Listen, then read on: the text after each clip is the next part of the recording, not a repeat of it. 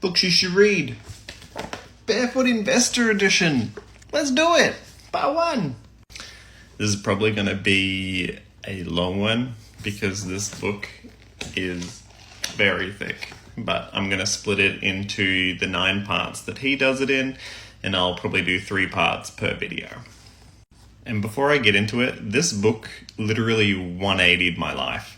I can't stress that enough in terms of like how I was thinking up here every single weekend or day, whatever it was, about 7 or 8 years ago. I would just go into shops and just buy like boom, boom, boom, boom, boom, and I'd have no money.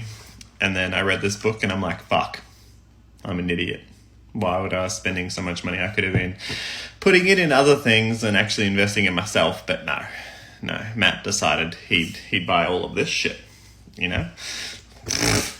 So pro tip, don't invest in all of this bullshit. It just sits on yourself. Like, what's the point? What's the point of it? You should invest in this and this. So the cool thing about Scott Pape is that he actually gives you infographics like this. It's probably backwards, but we'll see. On exactly which step on how to do it in your life. So for me, I'm up to this one, step 4. So I'm up to buy your home. But I'm at that point where I don't want to buy a home. I probably want to buy an investment property. Same thing, but a little bit different. But everybody will be on a different part of this infographic. And we just go through it one by one and we'll do it. Also, TikTok's letting me do this really cool thing where I can talk for 10 minutes now instead of 3. All right, so step 1 is monthly date nights with your significant other, your friend, your family member. It doesn't matter who it is, or you could even do it by yourself. It doesn't matter. But schedule every single month for the next however long it takes to go through all the different sections, date nights to talk about your money, talk about everything. So do your bank accounts, do your super, do your insurance. They're the 3 big ones. Just talk through every single thing. We'll start with bank accounts. So I use Up for my daily expenses on my everyday use. And then I have 3 savings accounts. So I have my Splurge, which is my money that I'm allowed to spend on whatever I want without being guilty about anything.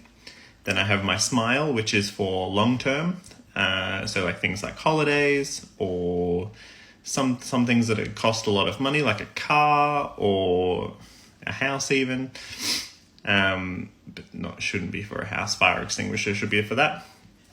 And then fire extinguisher, which is for hosing down your debt and then saving up for those really big purchases. So I'd say Smile is more for things that make you happy. So a holiday or an investment for yourself that's going to make you happy. So there you have three accounts. So you have your daily expense, Splurge, Smile, I can't count today, and fire extinguisher. And then the other account you want is called your Mojo, and you want to have that in a different bank, and then that's the money for your emergency. So initially, the Barefoot Investor wants you to have $2,000, and then eventually you pump that up as you get more money and you bring it up to 3 months worth of expenses. Now, $2,000 at the start is quite a lot, and he suggests that you sell things that you don't need, do little side hustles on the side, like surveys and stuff like that. Pretty much what we do at the moment. Affiliate marketing, like, it doesn't really matter. Just pump up that balance up to $2,000, and then once you're happy and you're settled, then bring it up to 3 months worth of expenses, so that if you ever need it and you ever in an emergency, you have that money in a different bank account and just earning interest. So yeah, up is really, really good because you can Up Bank. I should clarify a little bit more. It literally is the best budgeting app I can possibly find for my bank. And in terms of high interest, I would say ING is a good one to put it in. But just look around, see what different types of offers the banks have when you're a new customer, and just see how much you can do for. Next step is your super.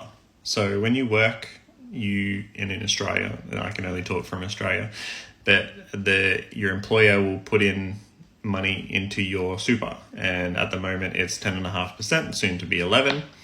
And that is your little nest egg for when you retire, and you're only allowed to access that money when you retire. A lot of people never actually look at their super. They just start a new job and the job goes, oh yeah, cool, we have this super. And you eventually have a few supers, and that happened to me. I had like 2 or 3 from different jobs, and you can go into MyGov and you can merge them all and consolidate them into one. I use Host Plus because that's what the Barefoot Investor recommended. I did my own research, I saw the fees, and I was like, yep, cool, that all makes sense. I turned off everything that I didn't need, so I don't have death insurance, I don't have disability or anything like that because I'm still very young, and I'll probably not have that turned on until I am married and I have kids. It's just one of those things that it's not really important to me at the moment. I would rather not pay for something if I know that it's probably not going to happen. But make your own decision about that. I'm just saying that's my opinion. But look at the PDS for every single super account that you have and see the one with the lowest fees. That's my biggest suggestion for that one. And look at your insurance. Don't just stay with your insurances just because you've been with them for a long time. Shop around, do quotes online. Nowadays, you can literally put in your information and then you get a quote straight away. And that's what I do for my car insurance. I try and look at like the top 5 that I think sound good. And then I take whatever the best one is. And I think every single time I've done my insurance, I've always picked someone else because there's always one that's more competitive than the rest. But don't just stay there. Unless you're getting a really, really good discount offer from staying with them for a long time, which is not really a thing.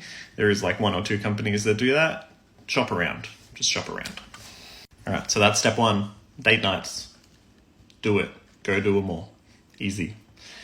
Step 2 is set up your buckets. So these are metaphorical buckets. So they fill with money. Your first bucket will be your blow bucket. So that one is your expenses and your splurge. So anything outgoing that you're going to go spend money on. You should have 60% of your main income that comes in as daily expenses. 60% sounds like a lot, but I have a spreadsheet that you can put in all your expenses and you can see how that stacks up.